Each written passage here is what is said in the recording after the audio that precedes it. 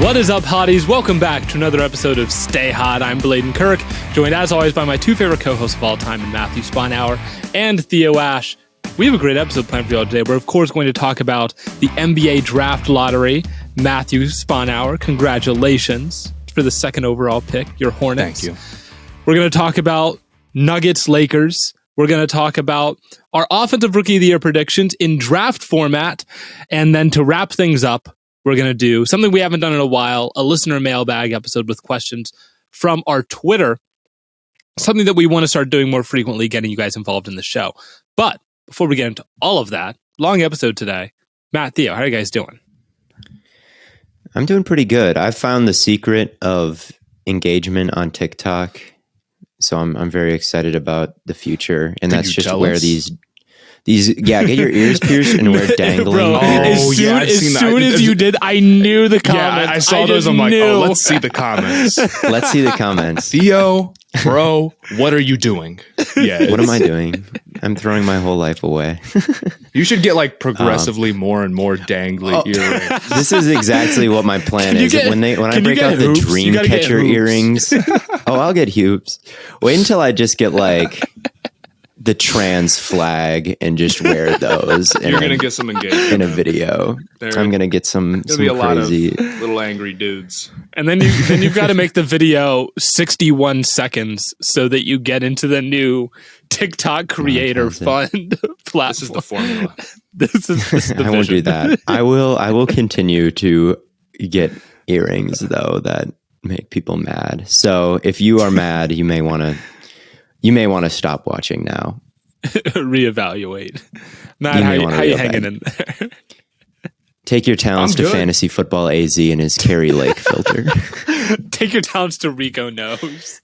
Take your talents somewhere else. Matt, the Hornets got the second pick. They did. Congrats. How are you feeling?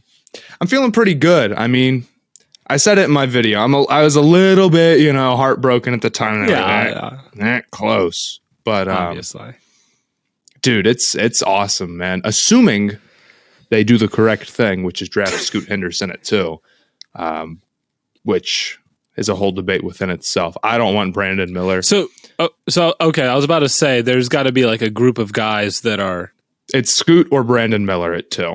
Okay, that's the debate, and it's Scoot. The fit will be fine. Everyone's like, you can't have 2 ball dominant players. Every time I've heard that, it's been bogus. People always say that. Like, I remember they said about Harden and Chris Paul. That was fine. They were this close to winning a championship. They said it about the Nets. And while the Nets obviously didn't win a championship, that was never their problem that they had too many good offensive players on the same team. And even if they were a bad fit, I'd still take Scoot because I think he's a better player, and that's how you draft at number 2 overall. So I think it's a ridiculous debate. If you think Miller is better straight up, fair enough, I guess. I don't think that he's this crazy athlete where he deserves like Tatum comps that people give him. He's not that great at getting to the rim and things like that, even though he got a little bit better during the year. But give me Scoot, man. He's special. You can tell right away. And I know the shot isn't totally there for him yet, but it wasn't for LaMelo either. And that worked out. And honestly, like he's still good on like the pull-up jumpers from mid-range and stuff. I just think I'd be really, really excited if they got Scoot. That'd be huge for them. So I'm super pumped up. And so who's the other ball dominant player? Is it LaMelo? They're saying LaMelo is one. Isn't LaMelo like a very good passer? Yeah, well, yeah, LaMelo and both those guys move the ball fantastic. Both of those are great guys for moving the ball. LaMelo shoots over 40%. Both as a rookie and last year on catch and shoot threes. So I'm just not that worried about it. And I think any good like all-star, someone who would sniff an all-star team should be ball dominant on the Hornets because like who else is going to be touching it? Like I don't think LaMelo's skill set is like something like a Russell Westbrook where you're worried that he is going to hog the ball and not create anything. Like he's known as a good passer. Man, Westbrook in his prime was fine playing next to Kevin Durant. That wasn't their problem as much as people like to make it out to be. So I think it's Scoot at 2. I'm not 100% confident that's what they're going to do. I'm not. But I think I have more faith in Mitch Kupchak, their GM, than pretty much any other Hornets fan. I don't think he's nearly as bad as people make him out to be. So I think that's what they'll do. If they do, at Summer League, go out, catch a game. It's going to be nice. It's going to be special. They're going to win 100 games. Just in Summer League alone. It's going to be different, man. They will. Summer League. The Charlotte Hornets will be putting a ring on their finger come Summer League. Make no mistake. Every year we go to Summer League, and every year Matt gets really excited for the Hornets, and then every year he gets really disappointed at the end of the year when they're... Well, this is different, man. Just like me this with time the Browns. I'm right. This year, I swear. This year's different. I shouldn't say that. They could easily screw it up. They haven't even done what they need to do yet, but they could be good. Right. It could happen. All that's happened so far is they get the number 2 overall pick, and all of a sudden the odds for Brandon Miller skyrocket. So this is betting odds is betting odds don't know anything, man. I mean, they screwed up last year super bad. Hey, Will Levis was plus 400 to be the first overall pick, and he fell out of the first round. We'll see what Reddit has to say, though. Maybe there's some Reddit secret leaks. We don't trust Vegas. We only trust Reddit. I love Reddit. Friends and family close to Brandon Miller have said that it's a done deal that he's a Hornet. Unfortunately, you should tweet. You should tweet something like that. That's a good one. That's a banger. But other things happened in the lottery as well. Wemby to the Spurs, and I thought it was hilarious the amount of this is collusion. This is rigging. It's like, dog, the Spurs sucked last year. What do you mean it's rigged? they intentionally were bad to get the number 1 overall pick. How do you guys feel about the fit of Wembanyama to the Spurs? There's one thing that I'm worried about a little bit, and that's as good as Popovich is how long does he have left realistically? Is it is he retiring after this year? Is he retiring right now? Is he retiring 2 years from now? I don't think that you can bank on Wemby having the same coach in 3 years from now that he does now, or even next year that he does now. And that's one thing that worries me a little bit, as great as Pop is and as good as the Spurs organization has been. And I assume they'd probably promote from within. So I'm not too concerned about it. It is something maybe to flag is he could have 2 head coaches in 2 years. And if the second one is, an unknown, could he have a bunch of head coaches in a bunch of years? But that's always going to happen with the top of the draft, I suppose. And people think Wembanyama is a better prospect than LeBron. I mean, dog. At that point, how much does whether or not it's Pop or anyone else, how much does it matter at that point if we're talking about this caliber of a player? I'm not that worried about it, considering that I could probably have the same concern for a lot of other teams. The Hornets, the Rockets, the Pistons. I mean, anybody, right? I don't know if anybody has a coach locked down who could have realistically gotten him. And I think they've got a lot of good role players. I'd say my 2 biggest concerns with the Spurs as a landing spot, and I don't think it's a bad landing spot. The key thing for Wembanyama was going to a team that was rebuilding properly, missing out on these teams that are trying to we have the 5th odds, but we're trying to compete. That concerns me. Like a Wizards, like a Hornets to some extent, although their rebuild kind of has been handed to them a little bit. Like Portland would have been a weird spot, although not bad. Obviously, you're playing with Damon. They got a lot of good young pieces. I don't know who else, but avoiding those teams was the key. So he did that. They've got a lot of good pieces there. Do they have somebody who I know is going to be the number 2 on a championship team? No, even though I like some of their guys. And do I think that they're this genius can do no wrong organization? No, I also don't think that. I know they had a dynasty relatively recently, but Kawhi left angry, and Murray did to some extent too. It's not like they're a perfect team. They've been bad for a while now. So I don't sort of buy into the whole this these guys are next level geniuses. It's a good organization, and they're rebuilding the right way. They have a lot of assets, a lot of good young pieces. It's a very good landing spot. But I think there were a lot of good landing spots. It's hard to mess it up, and it's hard to have a bad scheme fit, because if you get a guy like Wembanyama, you're centering everything you do around That's that. the scheme, it's not right? like, yeah, that is the scheme. So yeah, Is there I a world think where he went to a pretty blank slate, and Mm-hmm. he went to a blank slate. So it's not like anyone else, I think, around the Spurs who needs to be a part of the future, who is locked in, is now at peril because he doesn't fit the Wembanyama scheme, right? Because everyone is expendable, no one is good, and it's sandbox mode really. Now you have Wembanyama, and you're not really locked into much else. So it'll be really interesting. I think they'll still be pretty bad next season, I would imagine. But who knows? Who knows? I think that he's going to be a very good player. What if the Spurs obviously don't take Wembanyama? They will. What if? That's a pretty crazy what if. I mean, they better be getting like Nikola Jokic and Jamal Murray in that deal, like. No. What if they just sit at 1 and just don't take pick Brandon Miller? They just take someone else. That'd be bad.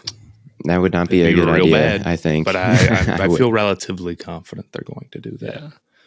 Or they're not going to do that, I mean. Outside of that, I'll put a bet. Yeah, go ahead. Outside of that, not a lot of movement other than the Pistons falling to 5, which I think's funny. I liked it. I'm going to be completely honest with you.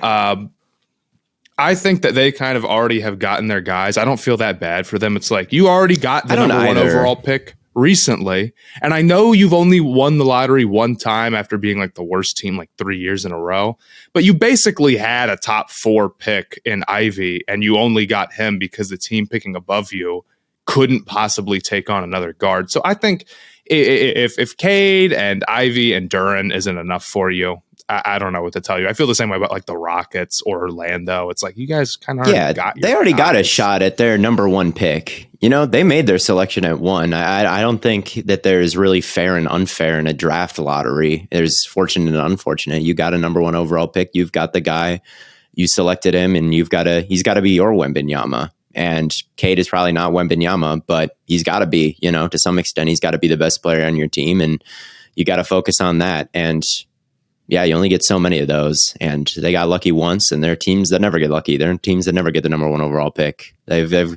been bad. The Pacers have been bad this whole time too, and they're not number 1, So there are teams. The Pistons fell a little bit, but yeah, I agree with you, Matt, that they've already selected multiple top talents in the league, and you're not entitled to another one. I saw a big Rockets Twitter meltdown. That was kind of a mess when they got 4. But other than that, I guess I don't know enough about these prospects to really tell you what's going on. So the Rockets, do you think that they're screwed going forward? Do you? No, they have a lot of talent too. I think you just got to continue to develop Jalen Green. I'll say this though: if you're a Rockets fan, you are absolutely within your right to hate Wembanyama for that clip where he's like, "Yes, I didn't go there." Yeah, no, don't let any. I saw some people on Twitter like, "Oh my God, you're really going to be?" Yes, you should be mad. Screw that guy. If he did that to my Hornets, I'd have the scoot over Wembanyama takes brewing. And in fact, if he does end up getting picked to the Hornets, just give me a couple of weeks after that, and I'm sure I'll delude myself into it anyway. So I'm sure you will too. Delusion.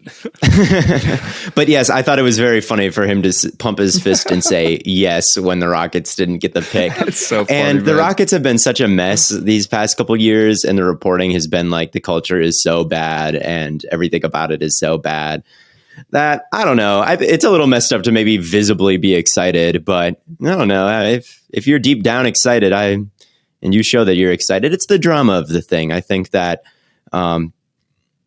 I didn't realize how many people hated the Spurs here in Phoenix. I'm kind of a new Suns fan. When I moved down here in 2019, that's when I really started connecting with the team. And that's a little bit after the Spurs dynasty, the Nash, Duncan, Popovich, Stoudemire battles were happening. But when I told like my girlfriend's dad that the Spurs won the lottery, I thought it was whatever. I was like, oh, it's just the Spurs. They're terrible. They've been terrible for a long time now. And he's like, oh God, not the Spurs, anything but the Spurs. And I guess the Rockets feel the same way, that they don't like the Spurs. I forget that the Spurs are as hated as they are. And, they were the Patriots for a long time. And a lot of people, the Spurs being relevant again, I think will be good. I think there's some deep deep-rooted hatred in some of these Southwestern teams about the Spurs that it can get brought back up, and they're a classic. They're damn near a blue blood in the NBA. So yeah, I mean, yeah. I think it's totally valid to be annoyed that the Spurs won it. They're a very, very lucky organization. 3 first overall picks is a lot. And to get them all in years where it's a very easy, like Tim Duncan was the same way, where it's like, okay, you just take Tim. Oh, Wembanyama. Oh, we're just going to, perfect. It's so easy. Yeah. That's kind of suck. You get the franchise player multiple times. You're bad for 5 years. And then all of a sudden you get another one. Yeah, man. It's a lot tougher out here for a lot of other teams. So yeah, it would have been cool to see him go to, I wanted my non-Hornets team was the Pacers. I would have liked to see that. I think they have earned their Miles Turner could have finally gotten traded. Miles Turner, the untradeable hero, would have played the 5, and I think Wembanyama would have snuck in the 4. But you would have heard the rumors. I was hoping for just some random team to jump. I ran one lottery sim earlier just to see, and the Bulls got it. They moved up 10 spots, and once I saw that, I was like, I want some crazy team to come up, except for the Mavericks, because that would be bad for my Suns. But I just wanted some crazy, whatever the bottom of the lottery odds. I think that would have been talked about for a long, long time and gone down in basketball history as one of the craziest nights. And that's what I was rooting for, that kind of playoffs drama. And get the first pick. No. But you can just miss them and then add Wembanyama. But maybe that wouldn't be. So what about because your scheme is going to change, and maybe that doesn't. Is the cutoff? If you lose the play-ins. Oh, okay. If you make the actual playoffs, then you can. So that's the bottom 14 team. So a bottom 14 team would be the play-in loser, although it's very bad odds. Yeah, but you're saying there's a chance. I am. Nice. Well, speaking of playoffs. We got to watch the Lakers, and apparently Matt's a big Denver Nuggets fan. They sent me a shirt. Shout out. Jokic best in the world as far as I'm concerned now. Bro, I mean, he just cooks. He cooked. Every time. Well, he's hard to guard one-on-one is what we learned. It's like even Anthony Davis, who I think, you could call him the best defender in the world right now. Jokic just doesn't need to get open. That's just not how he scores. He doesn't he just doesn't need to get, there's no one who can stop him because he just shoots these moon balls over people and there's nothing you can do. So the thing that the Lakers eventually, adjusted to was Rui on Jokic, who is strong enough to hold him down to some extent. I don't want to say actually stop him or anything, but strong enough to be competitive in the post with him in the same way that Anthony Davis is, and then have Anthony Davis roam, and that gives him a lot more options to mess with Jokic's shots rather than just trying to handle him one-on-one. So that obviously worked well for him, but Jokic was doing his thing regardless, and that three-pointer at the end of the half, oh my God, man. He is the best offensive player in the NBA right now. No question about it, I don't think. He is nuts. And then everybody on the Nuggets was going crazy today. And that's because they're really good. I don't mean that in sort of a take it away from them type stuff. There was 1 3 in the corner that Michael Porter Jr. had. And this is why you have him, because he's 6'10" and can shoot the lights out. And he's so hard to guard, even if he's just in the corner, because you can't get up there. Reeves was, on top of him, jumping as high as he possibly can, and it went in anyway. And it's like, man, it's just not the Lakers' night. But I'm interested to see how the Nuggets react to the Rui and AD roaming stuff. And that's kind of the big thing for the Lakers, is that their most valuable asset they have as a team is Anthony Davis roaming on defense. Anthony Davis help defense. Anthony Davis being able to control the paint defensively. So we'll see how it all plays out. I don't think the Lakers are out of it or anything. Tough game to drop when you came all the way back. Yeah. But everybody else had a pretty solid game for them. Midway through the third quarter, I'm like, this shit's over, man. Right. I step away. I come back midway through the fourth. I'm like, I was gone for a quarter, and all of a sudden we have a game now.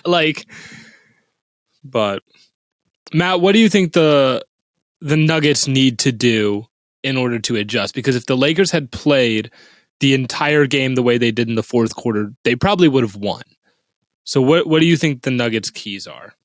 going into game 2. Well, if Rui, I'm not Matt, but like if Rui is on Jokic, Jokic can just chip away at Rui, right? Like he is capable of backing him down and getting to the cup. And eventually Anthony Davis, if he's roaming, is going to come over and help him out, right? Like there's two of them and then you're forcing a Jokic pass. So I don't know. I feel like there's no real great way. Like Jokic can overcome whatever the defense throws at him. I think it's just like employ Nikola Jokic and like he'll figure something out, man, because he's the best touch in the league and he also is the best passer in the league. And it's tough to deal with. It's hard to deal with. Yeah.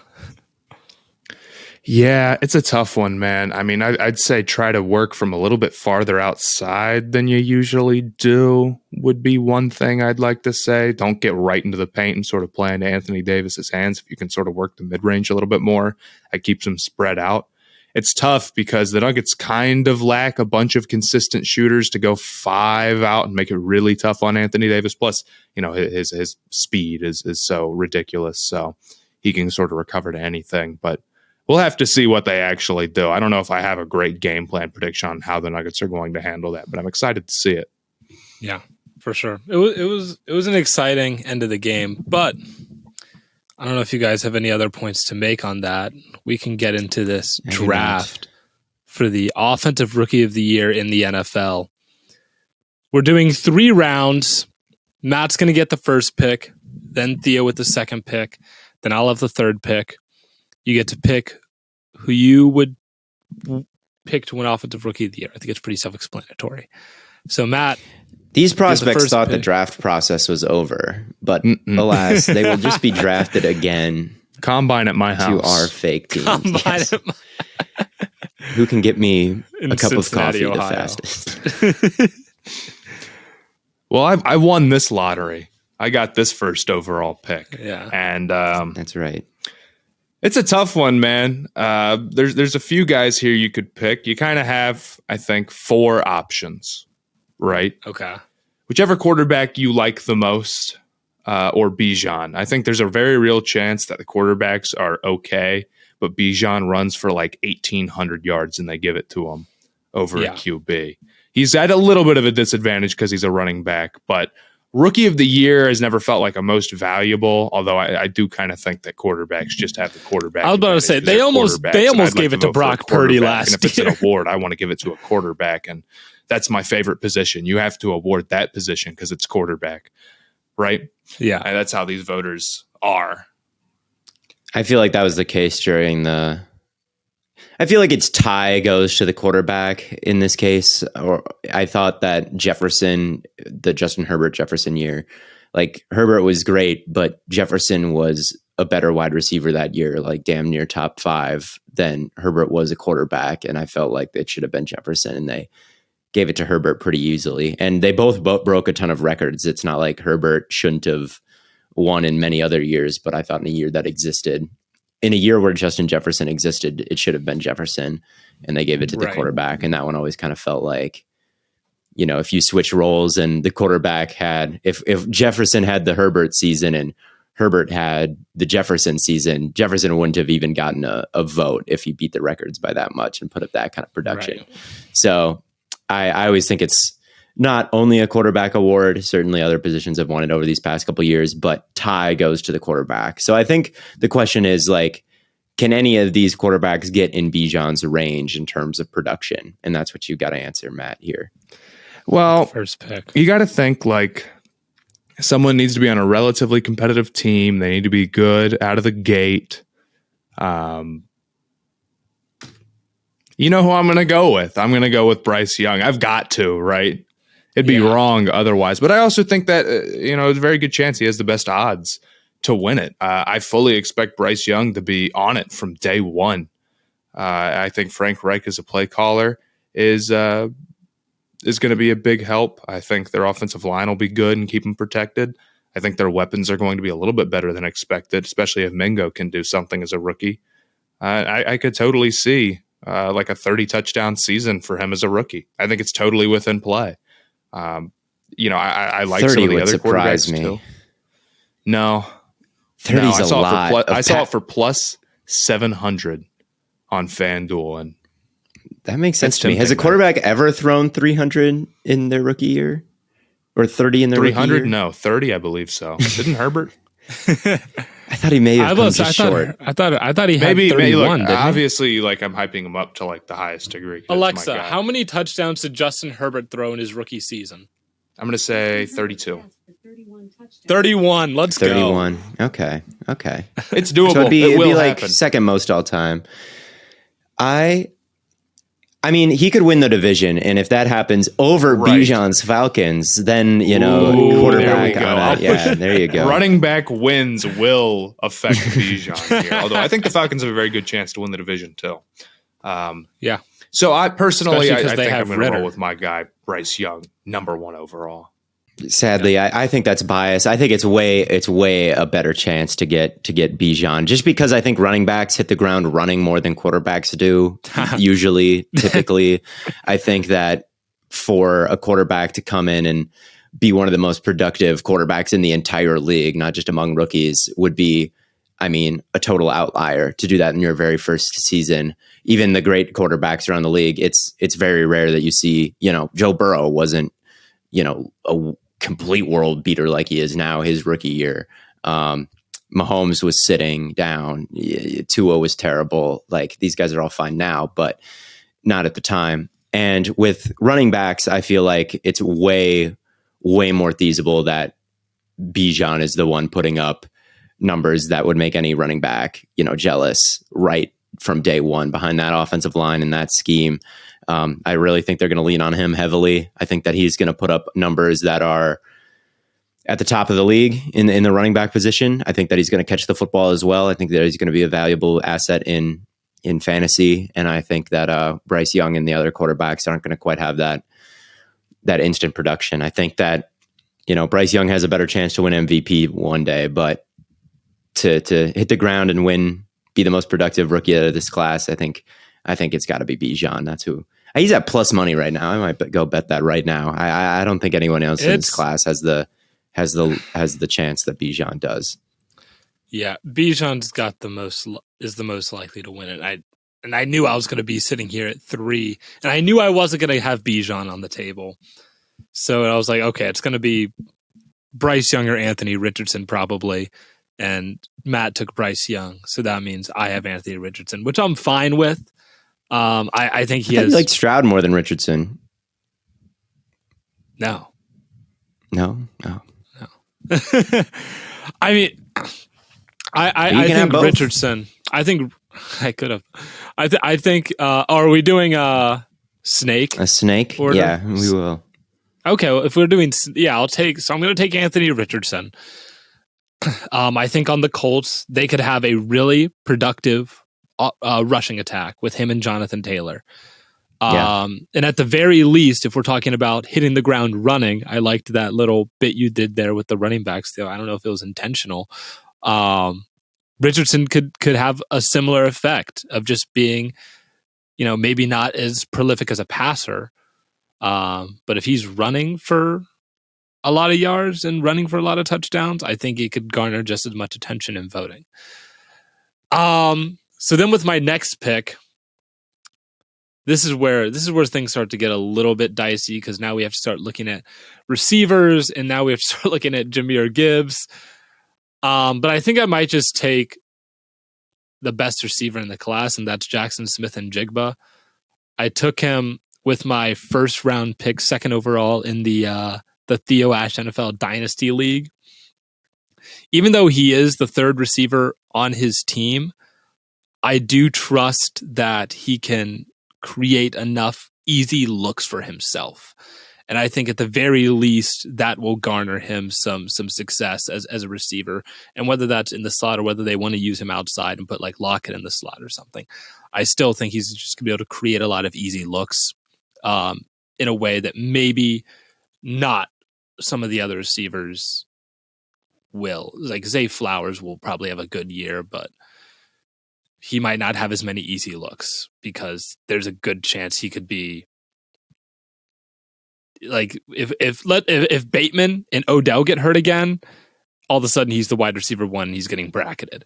Wouldn't it be good to be the wide receiver 1? Yeah, I guess that's true. But he would get more looks, but maybe not better looks. Yeah, I think it's very safe to say that JSN is going to be in the slot, and he is just ready, no projection necessary to fill that role and be very productive in that role. Whereas I think there's a bit more projection with just about everybody else, and you're not totally sure that they're going to be putting up numbers that can win Rookie of the Year. I do worry a bit about JSN, just like the sheer amount of volume that he can get. Right. It's like there's DK Metcalf, there's Tyler Lockett, but Lockett was like, we were watching Lockett like literally just dive into the dirt last year. Like maybe JSN could get some more targets than Lockett just because you trust that he will probably try and make a play after the catch. Yeah, that is true. That was happening. I'm going to take Stroud, though, if you're going to pass on him. I think of a guy that precise and that accurate in a Shanahan system. It could be pretty good right away. If he can master the pre-snap stuff and get everything under control with the motion and exactly where everybody's going to be pre-snap, then he's going to be able to make easy throws post-snaps. So as long as he's smart enough to get all that done, in structure, out of structure, there's a good chance that he can just sit back and exploit the middle of the field and put the ball where it needs to be to wide open guys, because it has worked for the Dolphins and it has worked for every other team that employs a Kyle Shanahan offensive coordinator. Like it just is how it goes. They just are good at dealing with quarterbacks and designing open looks as long as they can, handle everything that is required of them, getting everything set. So I think that the weapons in Texas, in Houston, are questionable for someone like Stroud, who has never had anything but the best of the best. It's going to be a huge, huge leap. And that's why he's fallen this far, I think, for all of us. But at this point, if he can just put up the production that other Shanahan quarterbacks have been able to put up, the efficiency that other Shanahan quarterbacks have been able to garner, he'll be near the top in all those EPA per play metrics. And I think those do have real swing in these votes nowadays. I think as they should. I think efficiency is a good thing to keep track of. And this is an offense this is an efficient quarterback and an efficient offense. And we'll see. Maybe they make some moves. Maybe some wide receivers emerge. Maybe, it's the offensive line really holds up because they've invested pretty heavily for that unit. So some things need to happen, and there needs to be someone that emerges in that receiving core, whether that be Nico Collins or Mechie or it's whoever else. It needs to happen. But at this point, I don't think any of the skill position players in this is a pretty weak, offensive player of the year draft. I think I might even take Bijan over the field, or Bijan and the quarterbacks have a real shot. Once you get out of Bijan and the quarterbacks,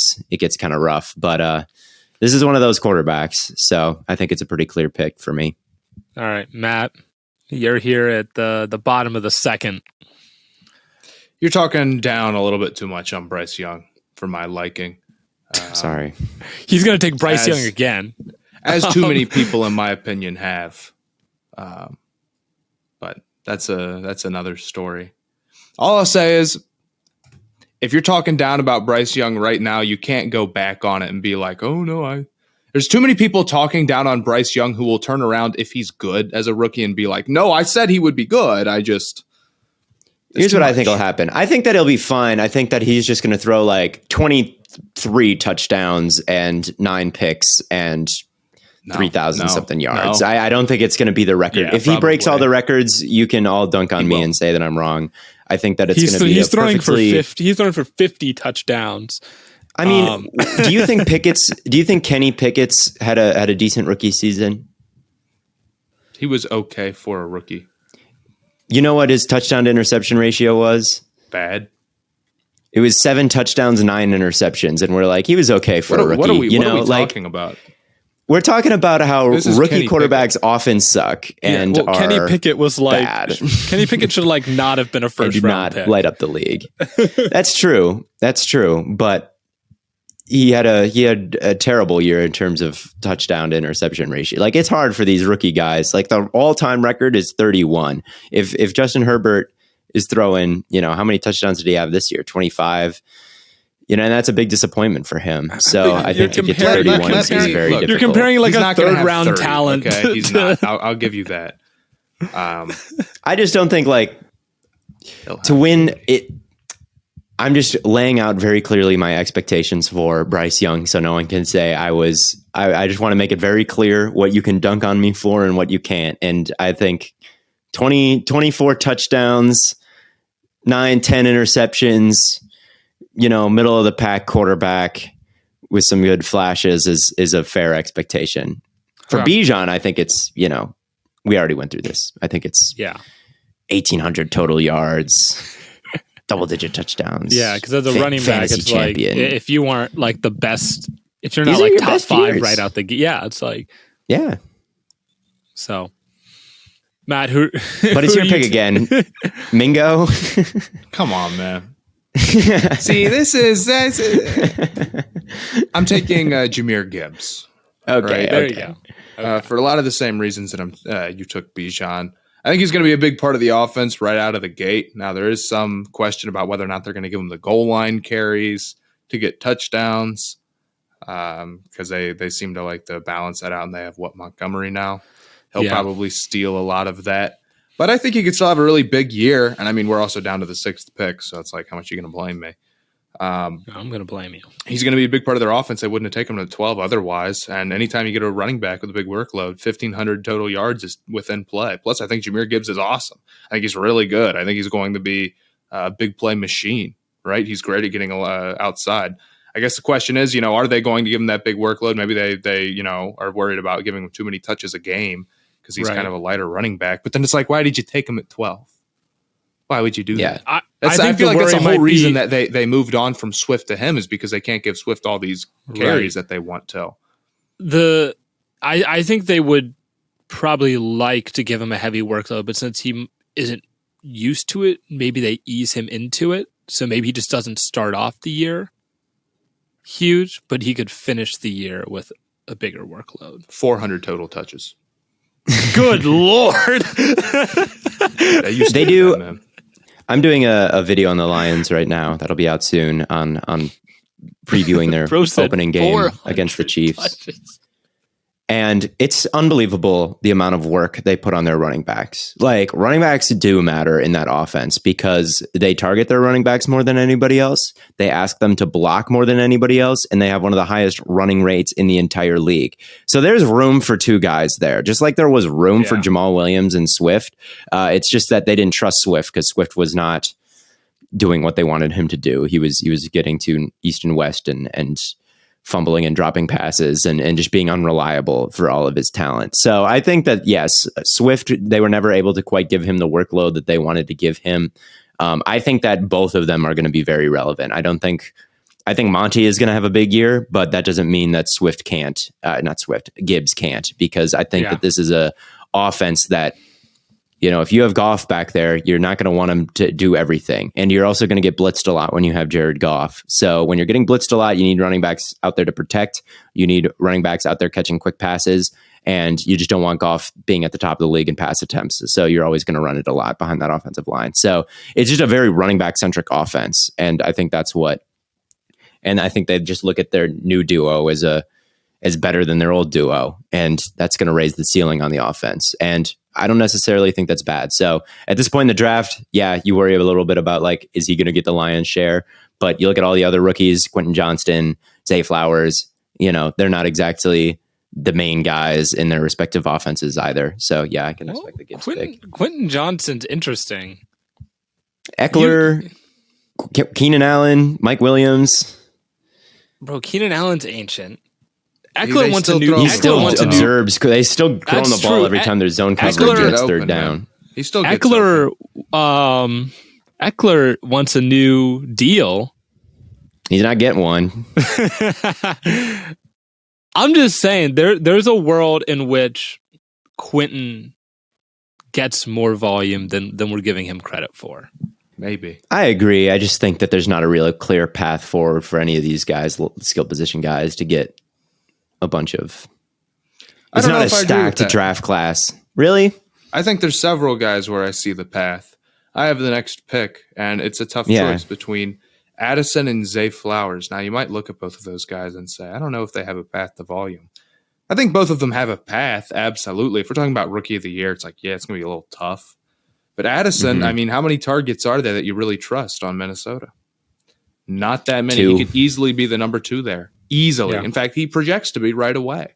We know he's put up big numbers in the slot before in college. I think he could do the same thing. As far as Zay Flowers go, it's going to be an offense that passes a little bit more. And while you might say he's receiver 3, I would say that the odds of Bateman and Odell playing a full season is unlikely. And I think that, I guess Andrews is there too. And Andrews is the main guy there. Yeah. The thing with Zay Flowers, that it does worry me that, like, if we get into a point where there's no Bateman and no Odell, now all of a sudden he's getting like press man coverage looks and a safety bracket. I think that's really overthinking it. Is like, it? Oh, I don't. Yes, I don't think you could say like, they're going to get hurt and they're going to bracket Bateman or not Bateman, Flowers. I think my problem with Flowers is he's just small, and it's like, is he going to be a volume guy, or do they want him to, like, a couple plays a game, specifically design a play to get him the ball in space? Like, I just don't think that he seems to me like I think Flowers is really good, man. I don't know. I think I disagree that he's going to have just like a tool we might use every once in a while. He's going to get himself open. He's going to get himself targets. Now, is it going to be enough to win Offensive Rookie of the Year? I don't think so. And I'm going to pick Jordan Addison because he just has the best path to volume, I think. I could totally see him getting a lot of good looks in the slot and just getting force-fed the ball there. But I don't know if I think Flowers is just a gadget guy. Yeah. So I have the next pick then. And I think I'm going to take Johnston over Flowers, even though I do think Johnston has a bigger bust potential than Flowers does. I think that this is kind of a boomer bust pick because, like you said, like we just went back and forth about BLAIDEN. I do think that it's Flowers or not Flowers. Quentin Johnston does have a lot of competition right now with Keenan Allen being old and Mike Williams being there and Austin Eckler taking a lot of the targets away, and someone who's still, you want to get the ball in space. However, those guys also have a path to getting hurt like they did last year. Keenan Allen is very old. Mike Williams has been banged up and isn't as dynamic and explosive. And if Quentin Johnston really hits and I'm wrong about him and he's actually just fantastic and he's the true wide receiver 1 and he's, Mike Evans and all this, then it becomes pretty obvious. Like, he is in an offense with a quarterback that is going to put up just silly numbers, stupid numbers. So, and I think he's got the body type to actually be that guy. I think that Zay Flowers this year, I just can not imagine, even if guys get hurt, I just don't think of him as this dominant force that you need that can just win in all different sorts of ways. That I think of him more as someone that you want in the slot, someone you want getting the ball close to the line of scrimmage, and making something happen with the ball in his hands, where I think Johnston is more likely to be making plays all over and in all different levels of the field consistently. I think it's a boomer bust pick. I think Flowers is a safer pick, but I think his range of outcomes is less. So I think at this point, I'm going to hedge myself and take Johnston, even though I'm not totally sure that he's going to be Offensive Rookie of the Year. At this point, I don't really think Flowers is quite that type of receiver. I think he's a nice piece. Johnston at least has that chance to be the guy, the one. And I don't know if he's going to be that, but I think that it's more likely that a guy like that wins Offensive Rookie of the Year. So I sort of agree with you, BLAIDEN, but I also sort of disagree. It's weird. Like, one thing that I do like that you brought up is like, oh, they have a quarterback that is going to be able to access him at all areas of the field. Think about all the first round wide receivers. None of them have a quarterback like Justin Herbert. I mean, the only other quarterback that got like a rookie receiver is like Mahomes. Am I mistaken? It's like, And So I like it's Lamar a lot, but Lamar's like career high in passing yards is 3,100 and Herbert's is like 5,100, you know, like there's a, right. like the ceiling with the amount Justin of yards Herbert's you going can to throw get the ball 600 times. Quarterback He's going to throw probably it 600 times. a lot different. So that's another reason is like, there's probably just not going to be as many passing yards in the Ravens offense than the Chargers offense. So even though I like Zay Flowers a little bit more, Ravens also have a cleaner fit. They also have a new offensive coordinator. They've been dealing with a run-based offense. I think that Lamar is going to throw for more yards this year than he ever has before. I think that's almost a mortal lock if he stays healthy. Is he throws for more yards than he ever has before. Is that going to touch 5,000 yards? Because that's what Herbert can do, and that's kind of what you expect Herbert to do. So, yeah, I think that Johnston's my pick, and that gives you the. Let's close this thing out. That gives me the last one. All right, so who's available for me? There's still Flowers. There's Flowers. There's still Mingo. I could take Mingo. Your boy Mingo. But I won't take Mingo because if Mingo's good, Bryce Young's probably better, right? So that's a decent way to look at it. It probably contradicts. I agree. I think if Mingo puts up the yards to be in that conversation, Bryce Young would have to be pretty good. Right. Unless Bryce Young is terrible and Mingo's and like he gets benched. That would be weird. That would be a weird Bryce Young is terrible. Mingo is just absolutely like a world beater and Young just is a huge bust. I don't think that will happen. And then the other guy would be Rashee Rice, which would be similar logic to the Johnston, which is best quarterback in the world. There is some room that is opened up in that receiving room, and he could potentially be like the number 2 or number 3 guy there. So it's like, you're right, Theo. I have been overthinking this. I'm just going to take Zay Flowers.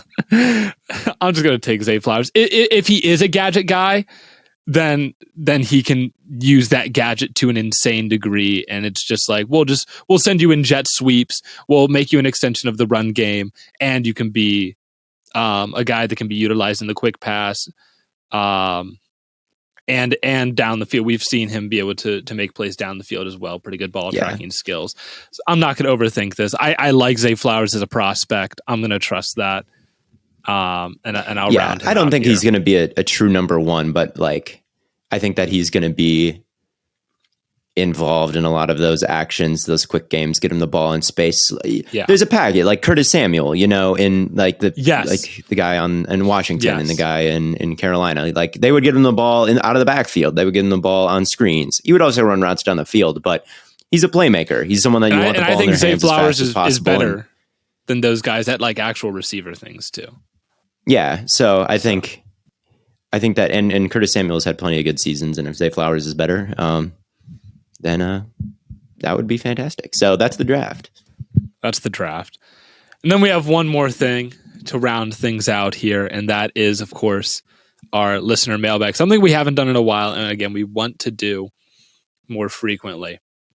And it's just people asking questions. It's actually on the chalkboard, not on Twitter. I lied at the beginning. I said it was Twitter. It was chalkboard.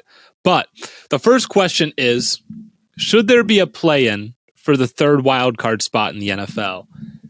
I think we can all answer this at the same time. Yeah, hell no. The thing that makes the play-in, that's just another playoff game, is it not? The thing about the play-in is like, it's not a 7-game series. It's just like playing for your life. That's what every NFL playoff game is. So like adding another playoff game would just be making a playoff game between two of the worst teams in the playoffs. And it's like, that does not need to happen. If you're the regular season they're all kind of play-in games, you know, they're all a little, that's what NFL players are already mad at an extra 17th game. If you added another game, bro, they'd be pissed. They'd be, Alvin Kamara is going to have himself a day if they were to add another game. Yeah, I think I think that all the NFL games feel a little bit play-in-y. Like they all matter. And yes, I think it just feels redundant to make two play-in teams play a 1-game series to get into a 1-game series. I think that just feels like an extra playoff game between two bad teams. And it's like, we don't really, that doesn't get me excited really the same way. They play one That's a good quarter. Like before the playoff game, it's like you just show up and you play college overtime, and that'd be sweet. That's it. That'd be crazy. I'd be more down for that than a full game. It's like you have a playoff game. It's like 7 versus 2, but it's like 7 and 8 have to play a college overtime game at 5:00, and then the actual winner of that gets to play number 2 at 6:00. A best of 7. We do it opposite, where instead of a 1-game series leading into 7-game series, oh my god, you do a 7-game series to lead into the NFL playoff 1-game series. The play-in series. No, I think it's a redundant idea. I think that it's it doesn't get me excited in the same way like a play-in game for the NBA would. Right. There's already a lot of games. Different. It's not something new. It's just another game. I agree. Next question. That question was from Larman Trout 20. Oh, yes. The next question is legend. Also from Larman Trout 20 on Chalkboard, where he asked, "What teams are actually one move away from the Super Bowl?" I don't know if I look at NFL teams like that, to be completely honest. I think I look at NBA teams more as being one move away than NFL teams. I would also say at this point in the year,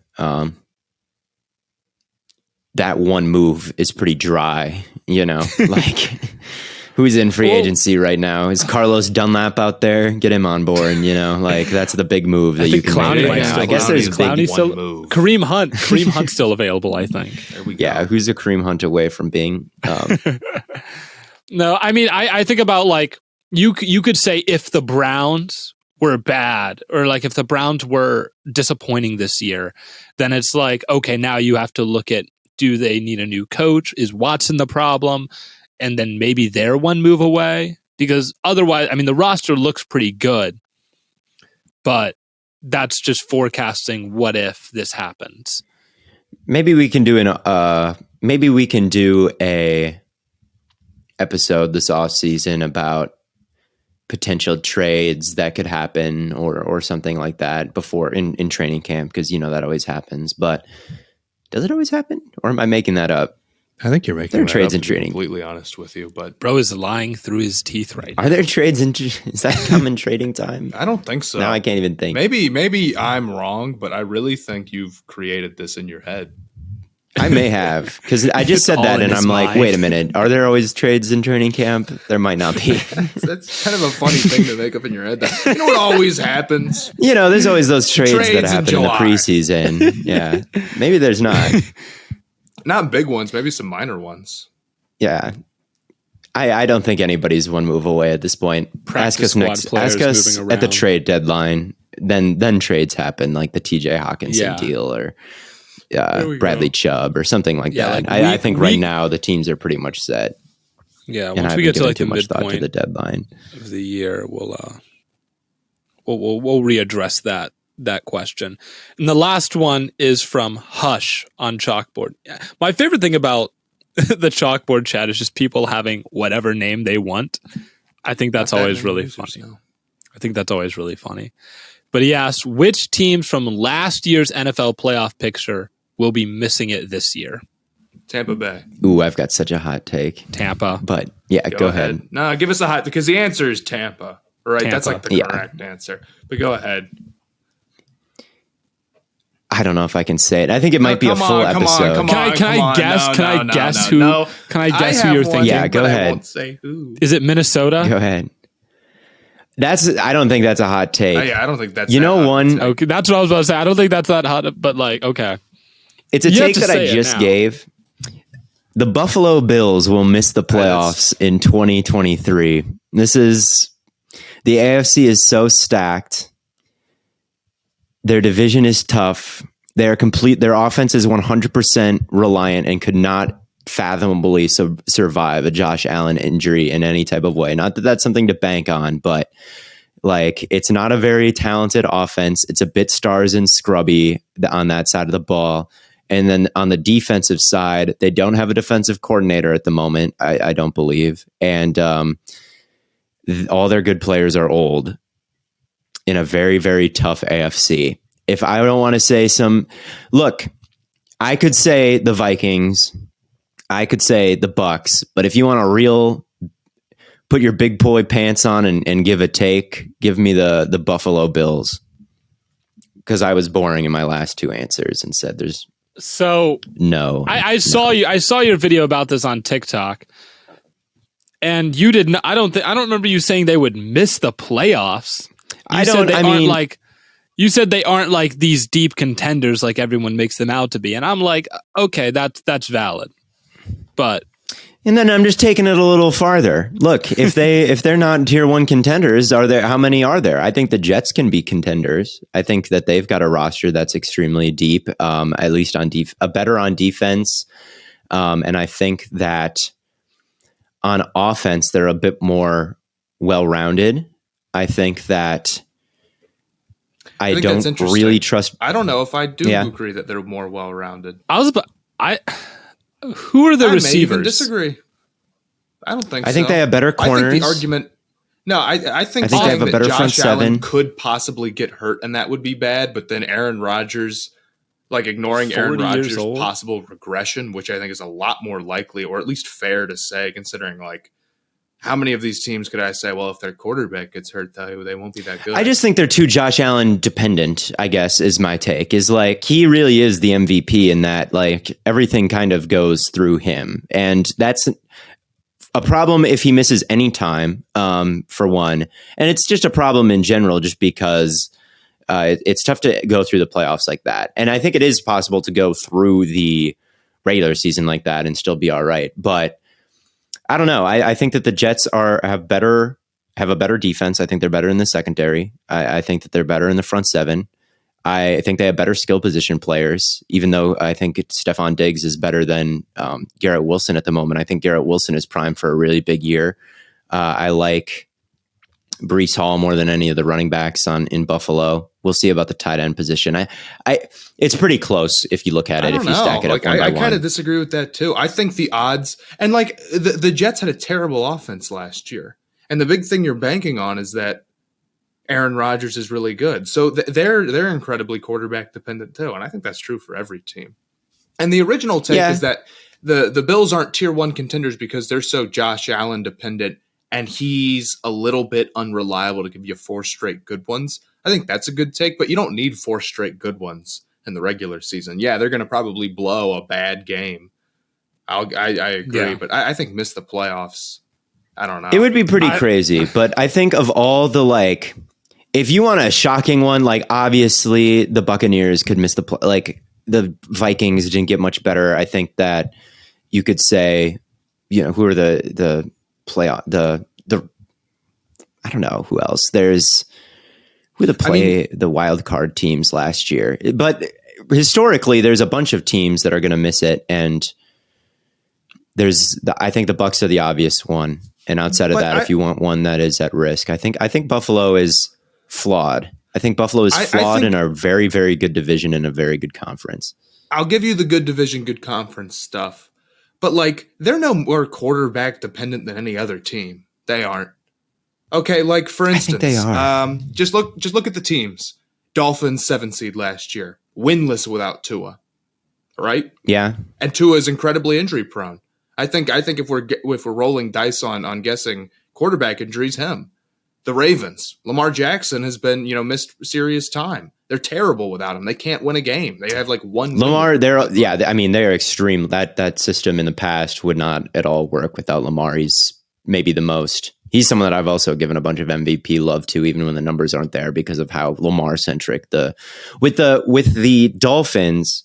When you're in that Mike McDaniel system and Tua never ever creates anything out of structure, I do think that Skylar Thompson was not the man for the job, but I think that with a more steady backup situation, they would be a lot better suited to survive. Even though they had injury. Bridgewater, who was like the epitome. They of had like Bridgewater, but he backup. would come in and get yanked out after a drive. Like, how many games did they have last year where the Bridgewater started and Skylar Thompson ended it, or Tua started and Teddy Bridgewater ended it? Like, they didn't have one backup playing all the way through a game. And Mike White's their backup right now. Like, I would definitely rather bet on the Dolphins winning a game with Mike White than the Bills winning a game with, I guess I don't even know their backup quarterback off the top of my head. Fair enough. Or what about the Chargers? That's the 5 seed. Herbert goes down, they're screwed, man. They're superstars and scrubs too on offense.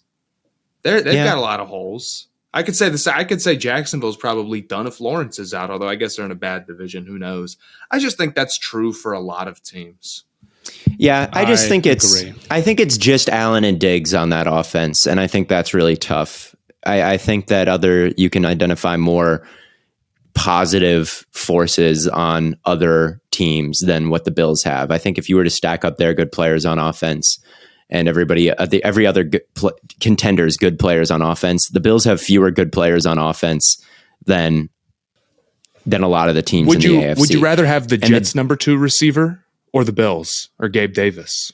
I think I'd rather have Gabe Davis. I don't think they're that bad. Or I think it's like Knox. Their star players are Josh Allen and Diggs, and if I count every other player is no good, then they're very stars and scrubs. But they have Knox is a solid tight end. I think that's better than anybody on the Jets. He's fine.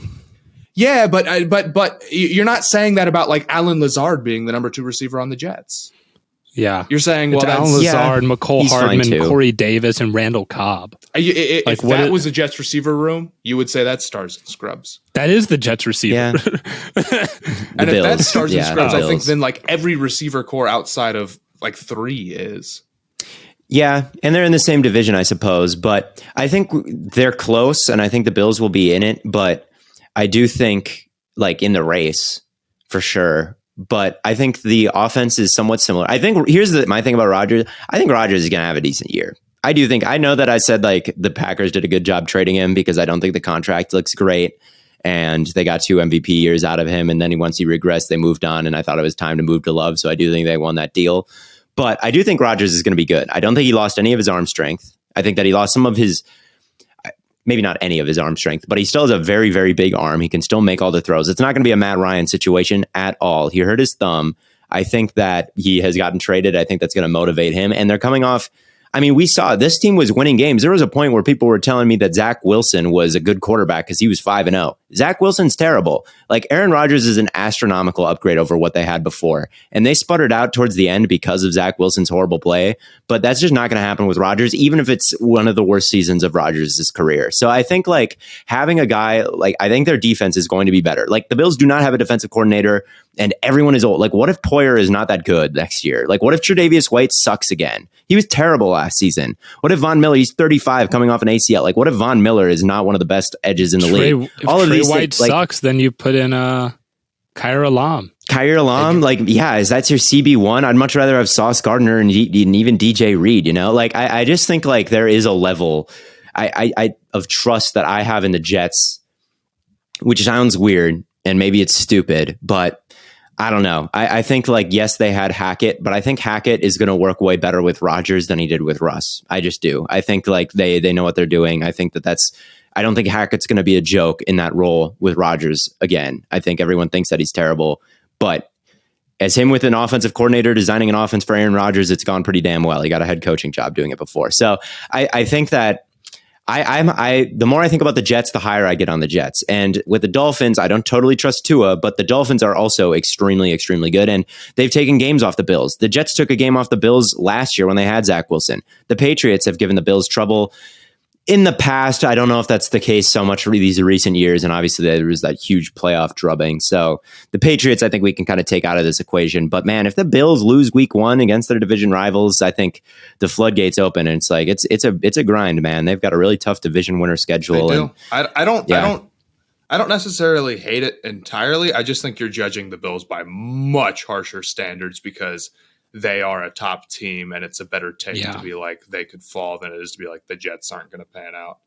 I mean, if we're talking about, it's like you can't tell me you have concerns about Von Miller falling off, but not about Rodgers. I think I have more concerns about Von Miller because he's. I think athleticism matters more for edge rushers, and I think that he's coming off a more major injury than Rodgers is. I have more concern about Von than Rodgers. I think that's fair. I just think like if we're it's a hot take. I also really disagree with the idea that the Dolphins will just be fine with a backup quarterback when they have proven that is not the case. They proved it last year. They showed you exactly what happens when Tua is out.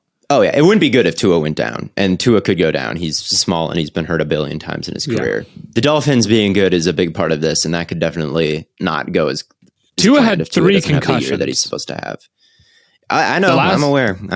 That would be very bad if he has another one. Extremely bad. And I like. But is Tua as much of an MVP to his team as Josh Allen is? Like, I just think the infrastructure in Miami is and from a coaching standpoint. And that's why the Bills will probably still be good, is because Josh Allen, it's like, oh, if it's just Allen and Diggs. Well, Allen and Diggs on their own are better than most duos in the league right now. But it's not just Allen and Diggs. It's only just Allen and Diggs if you think that every player who is not a top 15 receiver is bad.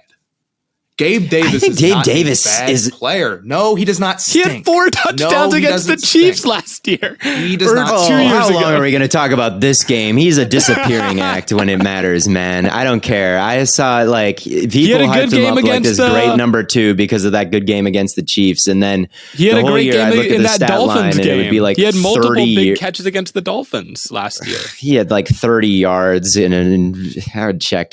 He's not. He does not move me one little bit. Gabe Davis, get out of here. He's a very solid deep threat as a toe. He's a solid wide receiver toe. Dawson Knox is a very solid tight end. He's probably a top 10 tight end in the NFL. But see, this is where we've gotten with, like, somehow Gabe Davis is just like terrible. No, he's not. No, he is not. Nope. No shot.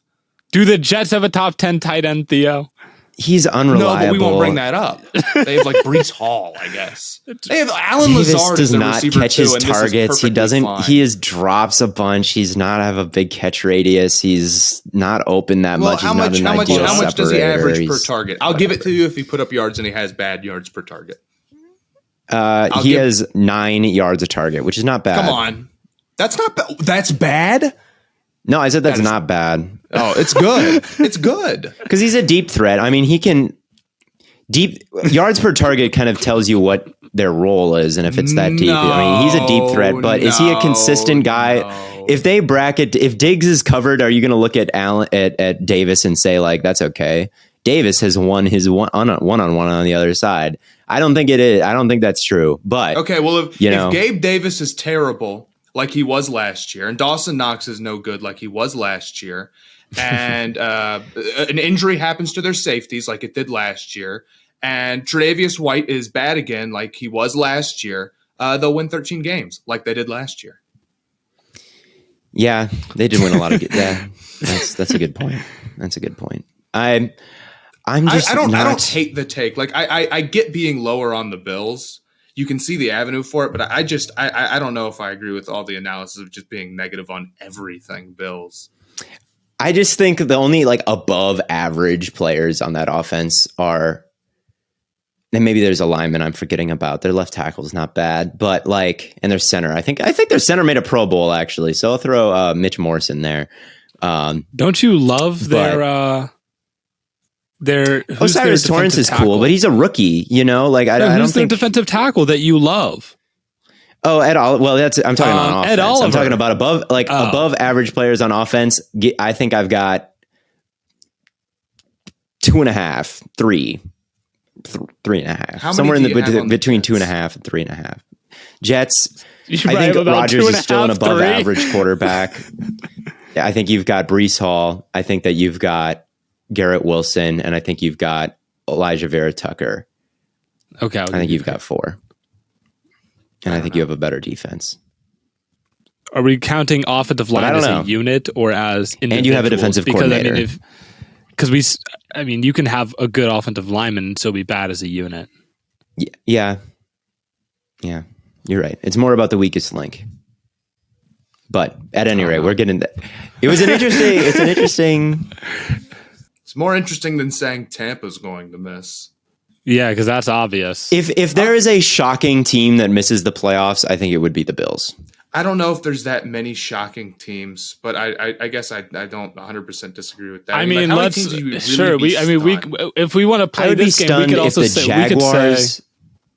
Here are the teams I'd be shocked if the Jaguars. I guess my question about the if they didn't win their division, like who would you? Their division to lose, winning that division? But if Anthony Richardson gets hot and their run game's crazy, we're talking about a rookie here. Like rookies lose you game. Like rookies are not that good. Come the NFL season, it's fun to talk about all these guys, and I think they're all like.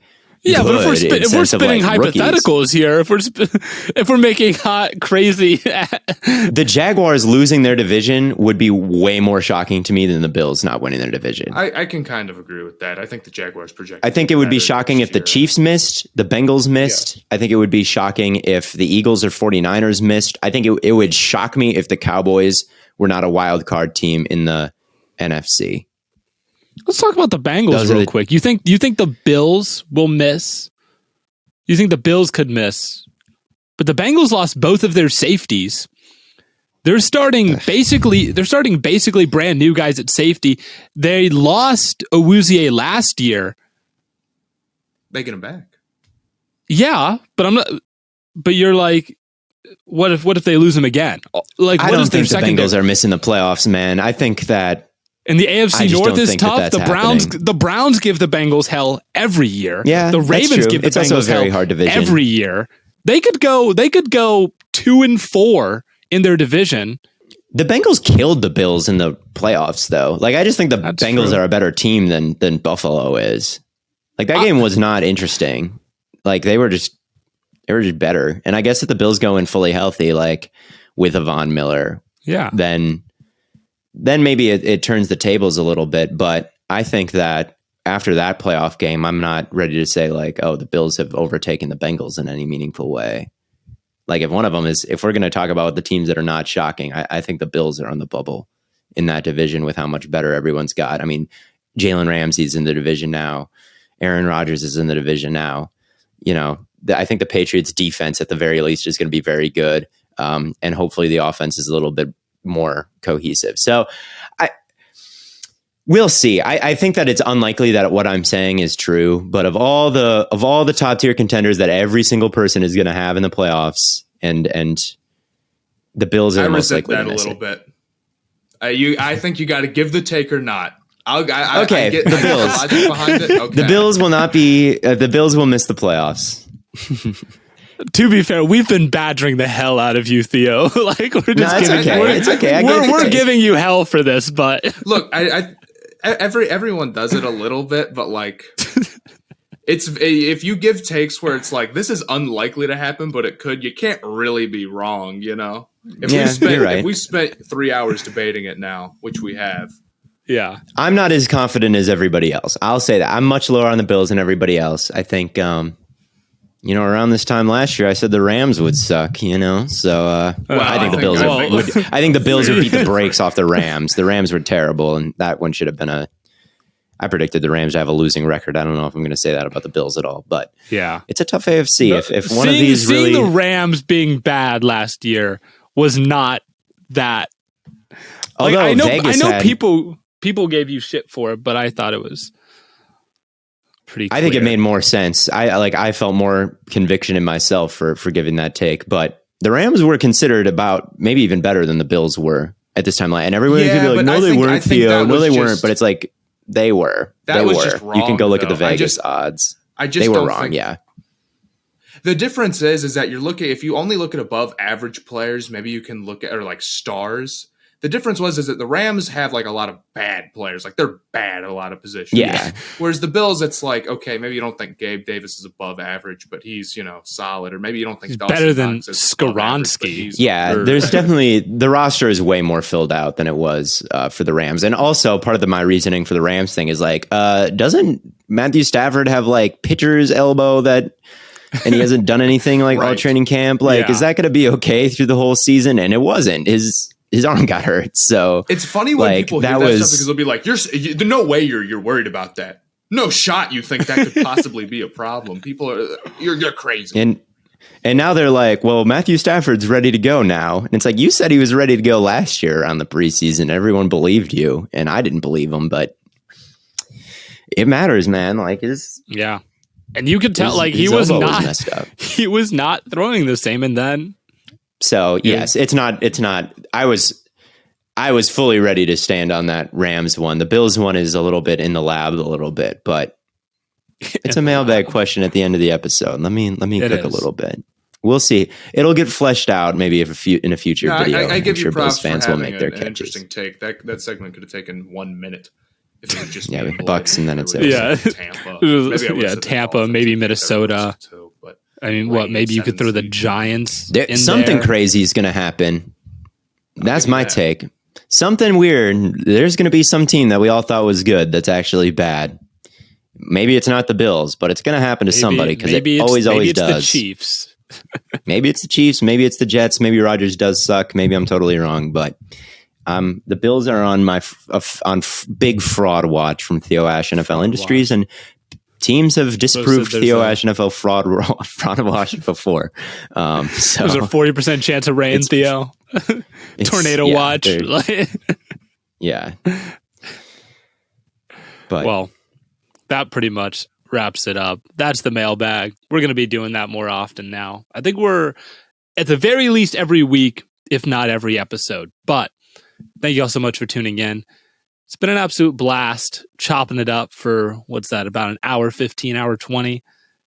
We'll be back with more NBA playoff talk here pretty soon. And as always, we'll catch you on the Flippity Flop.